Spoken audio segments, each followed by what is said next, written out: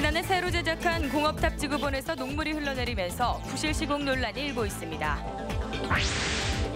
화재 폭발 사고로 대형 인명피해를 낸 공장 책임자들이 재판 과정에서 잇따라 풀려나 솜방망이 처벌 논란이 일고 있습니다.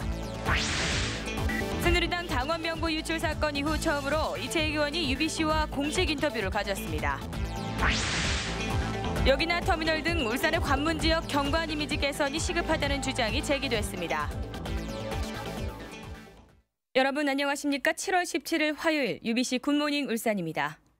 울산지방은 장마전선의 영향으로 밤사이 많은 비가 내릴 것으로 예상됐으나 0.5mm의 적은 강우량을 보였습니다. 아침 최저 기온은 20.7도, 낮 최고 기온은 26도로 예상됩니다. 내일은 오전에 흐리다 오후부터 비가 내리겠고 아침 최저 22도, 낮 최고 26도의 기온 분포를 보이겠습니다. 지난해 새롭게 선보인 공업탑 지구본이 때 아닌 진위 공방에 휩싸였습니다. 녹이 슬지 않도록 동으로 만들기로 했는데 철로 만들어졌다는 의혹이 제기돼 울산시가 진상조사에 나섰습니다. 이정환 기자가 보도합니다. 연구원들이 크레인에 올라 공업탑 지구본을 비파괴 방식으로 정밀 조사합니다. 공업탑에 흘러내린 녹물의 원인을 조사하다가 지구본이 녹슨 걸 발견했기 때문입니다. 지구본이 당초 계획대로 동으로 만들어진 게 아니라 값싼 철로 만들어졌다는 의혹이 제기된 것도 이 때문입니다. 공업탑 지구본 재질의 정확한 분석 결과는 2, 3일쯤 뒤면 나올 것으로 보입니다. 이 지구본을 만든 제작자는 다름 아닌 44년 전에 공업탑 지구본을 제작했던 조각가 박모 씨. 박 씨는 동으로 만들어도 녹이 슬 수밖에 없다며 반발했습니다. 동은 녹이 나는 게 동인데 그래서 청도이라고 하지 않아. 유럽에 어디 가도 뭐야 동상은 다 녹이 슬게 돼 있는데 좀 녹이나 못돼. 그게 무엇이지. 하지만 울산시는 지구본이 설계도대로 동 재질이 아닌 걸로 드러나면 강력 대응할 방침입니다. 본래의 그 어떤 동으로 제작이 되지 않았다면 재설치를 하도록 하겠습니다. 그리고 그 부분이 고의성이 인정이 되면은 형사 고발 등 우리 시에서는 강력하게 조치를 취해 나가겠습니다. 산업수도 울산의 새로운 상징이 될 것으로 기대를 모았던 새 공업탑 지구본이 가짜 논란에 휩싸이면서 시민들의 안타까움을 사고 있습니다. UBC 뉴스 이정환입니다. 화재 폭발 사고로 대형 인명피해를 낸 공장 책임자들이 재판 과정에서 잇따라 풀려나고 있습니다. 무고한 희생을 막기 위해 강력한 처벌을 내려야 한다는 여론이 높지만 법원은 줄줄이 석방하고 있습니다. 보도에 김규태 기자입니다. 근로자 10명이 중경상을 입은 태광산업 폭발 사고. 당시 이 회사 본부장 60살 김모 씨는 경찰과 소방 간의 화재 조사를 맡고 증거 사진을 지우는 등 복무집행을 방해한 혐의로 구속됐습니다. 울산구치소에 수감된 김 씨는 그러나 1심 판결 전 구속 적부심을 통해 풀려났습니다. 불구속 상태에서 수사를 받던 김 씨는 지난달 15일 1심에서 징역 6월을 선고받고 법정 구속됐지만 21일 만에 또다시 보석으로 풀려나 지난 6일부터 회사에 출근하고 있습니다. 출근을 하고 있지만 정신적인 충격 때문에 맨날 참 그런데. 법원이 남을 해치거나 도주 우려가 없고 중형이 아니라는 이유로 김 씨의 보석 신청을 받아들인 겁니다. 짧은 기간을 받고 그 책임자는 풀려난 걸로 알고 있는데요. 저 시민의 입장에서 봤을 때에는 불안을 안고 일을 해야지 된다는 이 현실이 굉장히 안타깝다고 생각됩니다.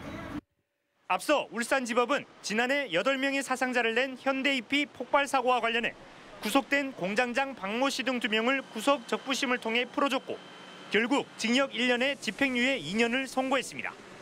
검찰의 구형인 징역 2년의 절반 수준입니다.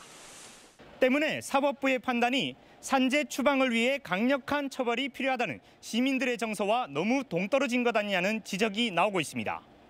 지금처럼 법원에서 솜방망이 처벌이 계속 내려진다면 이런 사고는 계속해서 발생할 수밖에 없을 것입니다. 최근 4년간 국가산업단지에서 발생한 화재 폭발 사고는 한 달 평균 3건이 넘는 172건. 솜방망이 처벌이 공단 사고를 부르는 건 아닌지 우려됩니다. UBC 뉴스 김규태입니다. 새누리당 당원 명부 유출 사건으로 곤혹을 치르고 있는 이채익 의원이 이번 파문 이후 처음으로 UBC와 단독 인터뷰를 가졌습니다. 이 의원은 이 자리에서 자신은 전략 공천을 받은 만큼 당원 명부가 필요 없었다면서 검찰 수사에서 문제가 없다는 게 밝혀지겠지만 시민들에게는 죄송하다고 말했습니다. 시민 여러분들께서도 알고 계시겠습니다만은 전략 공천을 통해서 제가 공천을 받았기 때문에 당원 명부가 이번 그 선거에 전혀 영향을 끼칠 수 있는 입장이 아니었습니다만은 오비일학격으로. 이 의원은 검찰 수사가 마무리되는 대로 기자회견을 통해 시민들에게 설명할 기회를 가질 예정이라고 밝혔습니다. 한편 검찰은 이미 구속 기소한 새누리당 43살 이모 국장 등 6명 외에 경남 지역 정칠 컨설팅업자 김모 씨를 개인정보보호법 위반 등의 혐의로 추가 기소한 뒤 이번 주 중으로 사건을 종결할 방침인 것으로 알려졌습니다. 대형 차량들의 통행이 많은 도심 도로가 비만 오면 누더기로 변하고 있습니다. 운전자들의 안전이 위협받는 현장, 윤경재 기자가 보도합니다. 도로 절반이 깊게 패였습니다. 도로가는 층이 질 정도로 내려앉았습니다. 곳곳이 발목이 잠길 정도로 깊게 패였고 달리는 차는 지진을 만난 듯 좌우로 흔들립니다. 패인 곳을 피하기 위해 차들이 중앙선을 넘어 달리는 아찔한 상황도 연출됩니다. 파인 것을 피하다 보면 중앙선도 넘게 되고 대형차들도 왔다 갔다 하는데 그런 상황이 되면 많이 아찔하고 좀 많이 위험합니다. 이처럼 운전자 안전을 위협하고 있지만 보수공사는 땜질식 처방에 그치고 있습니다. 방금 도로 공사를 끝내고 간 곳입니다. 길게 파인 도로의 일부분만 아스콘으로 채웠는데요. 이마저도 대형 트럭 몇 대가 밟고 지나가자 다시 바닥을 드러내고 있습니다. 장생포로와 산업로, 남부순환로 등 대형 차량이 많이 다니는 도로가 비만 오면 이처럼 순환을 겪고 있습니다. 아스팔트가 기름이잖아요. 물이 들어가면 좀 약해진 상태에서 차가 이제 밟으면 이탈이 되고 지금 계속 하고 있지. 구덩이 파진데 메꾸지. 장마철 누더기로 변한 도로가 운전자들의 안전을 위협하고 있습니다. UBC 뉴스 윤경재입니다. 올해부터 주 5일 수업제로 여름방학이 일주일가량 짧아지면서 개학을 하더라도 한동안 공사를 해야 하는 학교가 10곳이나 될 전망입니다. 울산시 교육청은 현재 일선 학교에서 진행 중인 169건의 공사 가운데 10건은 여름방학이 끝날 때까지 완공할 수 없을 것이라고 밝혔습니다. 교육청은 이에 따라 학생들의 불편을 최소화하기 위해 해당 학교에 공기 단축을 요청할 계획이지만 일부 학생들의 불편은 불가피할 것이라고 덧붙였습니다. 현대자동차 노조가 협상과 파업을 병행하기로 했습니다. 현대자동차 노조는 어제 쟁의대책위원회에서 오는 28일 휴가 이전에 회사와의 의견차를 좁히기 위해 18일과 24일 그리고 26일에 3차례 본교섭을 갖기로 했다고 밝혔습니다. 노조는 그러나 교섭과는 별개로 오는 20일 주야간 4시간씩 부분 파업을 진행하고 26일과 27일에는 2시간 잔업도 거부하기로 했습니다. 다음은 경제계 소식 알아보는 경제 이모저모입니다. SK그룹은 그룹지수 회사인 SK 주식회사가 최근 포춘지가 선정한 글로벌 500대 기업 순위에서 지금까지 사상 최고 수준인 65위에 올랐다고 밝혔습니다. SK는 2000년부터 최태원 그룹 회장을 중심으로 강력하게 추진한 글로벌 성장 전략이 SK그룹의 질적, 양적 성장을 견인했다고 평가했습니다. 경남은행은 보다 다양한 금융 서비스를 위해 변호사와 보험 계리사 등 전문 인력 채용에 나섭니다. 경남은행은 이들 전문 인력은 은행 업무 확장에 대한 법률적 검토와 퇴직연금 관련 업무를 수행하게 될 것이라고 밝혔습니다. 현대자동차는 지난 주말 충남 태안군 청소년 수련원에서 자동차 동호회 자원봉사단인 서포터즈와 썸머 드림 캠프를 실시했다고 밝혔습니다. 이번 행사에는 서포터즈 회원 180여 명과 한사랑 장애인 영화원 아동 50여 명이 참가해 레크레이션과 운동회를 함께하며 즐거운 시간을 가졌습니다. 농협울산지역본부는 지난 주말 유니스트 대학생 봉사단과 함께 오리농법 시범마을인 상북면 지내리에서 벽화 그리기 봉사 활동을 펼쳤습니다. 농협은 대학생 봉사단의 벽화 그리기가 이 농촌마을에 큰 활력을 불어넣었다며 앞으로도 봉사단과 농촌마을을 잇는 가교 역할을 확대하겠다고 밝혔습니다. 버스 안에 초록빛 윤당 같은 천연 잔디가 깔려 있다면 어떨까요? 이 기분 좋은 상상을 지역 예술인들이 현실로 만들었습니다. 조윤우 기자가 잔디버스를 타봤습니다. 잔디를 달린다는 현수막을 내건 버스 한 대가 정류장으로 들어옵니다. 버스에 오르니 바닥은 온통 뿌리째 심어놓은 천연 잔디입니다. 잔디가 빗물에 젖지 않았다면 만원 승객 모두가 앉아갈 법한 모습입니다. 아이, 짠이 너무 좋다. 아이고 시원하네요. 도심을 통과하는 버스에서 플레음에 취해 있다 보니 어디선가 아카펠라 화음도 들려옵니다.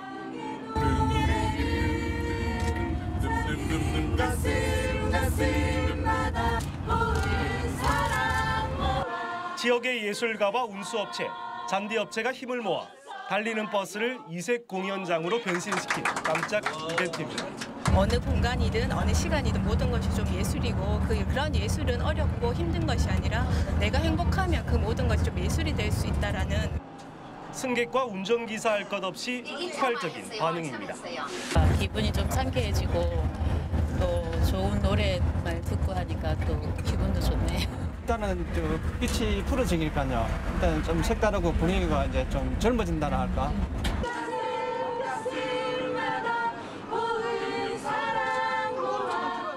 하루 9차례씩 앞으로 일주일 동안 운행하는 잔디버스. 소박한 여유를 전하며 삭막한 도시의 스트레스를 잠시 잊게 해주는 청량제 역할을 하고 있습니다. UBC 뉴스 조윤호입니다. 중구 방구동의 한 주택이 쓰레기 더미로 뒤덮여 주민들이 큰 피해를 입고 있다는 UBC 보도와 관련해 중구청이 대책 마련에 나섰습니다. 중구청은 주민 피해를 줄이기 위해 도로에 나와 있는 쓰레기를 자체 수거하고 방역 작업을 실시할 것이라고 밝혔습니다. 중구청은 주인 할머니가 인근 주민에게 막대한 피해를 준 만큼 최대 100만 원의 과태료를 부과할 수 있지만 할머니의 사정을 감안해 한 달 동안 유예 기간을 주고 집안의 쓰레기를 치우도록 했다고 덧붙였습니다. 역이나 터미널 등 울산의 관문 지역 경관 이미지 개선이 시급하다는 주장이 제기됐습니다. 울산발전연구원 변일용 박사는 울산의 관문이 산업수도와 생태산업도시의 브랜드를 함축적으로 보여주지 못하고 있다며 이같이 주장했습니다. 변 박사는 이에 따라 KTX 울산역과 태화강역의 광장 이용도를 높이고 다른 도시와 접하는 도로변에 녹지공간을 조성하며 장생포항 수변공간 개발을 제안했습니다. 영남 알프스가 전국 최대의 억새군락지로 복원될 전망입니다. 울산시는 영남 알프스 산림태세 억새복원 계획을 수립하고 오는 2017년까지 21억 원을 들여 신불산과 사자평, 간월제 등 전국 최대 면적의 억새복원을 추진하기로 했습니다. 특히 울산시는 내년까지 억새 훼손 방지를 위한 배수시설과 데크 설치 등 기반 조성을 담당하고 울주군은 2017년까지 억새 생태 복원을 전담하게 됩니다. 지역 기업체의 여름 휴가가 오는 28일부터 본격적으로 시작됩니다. 현대중공업은 주말과 휴일을 포함해 28일부터 다음 달 9일까지 2주간 휴무를 실시합니다. 현대자동차와 현대미포조선도 28일부터 휴가에 들어가 각각 9일과 7일간 쉴 예정입니다. SK에너지와 S-오일 등 유화업계는 장치산업의 특성상 집단휴가 대신 직원 개인별로 4, 5일 정도의 휴가를 실시하게 됩니다.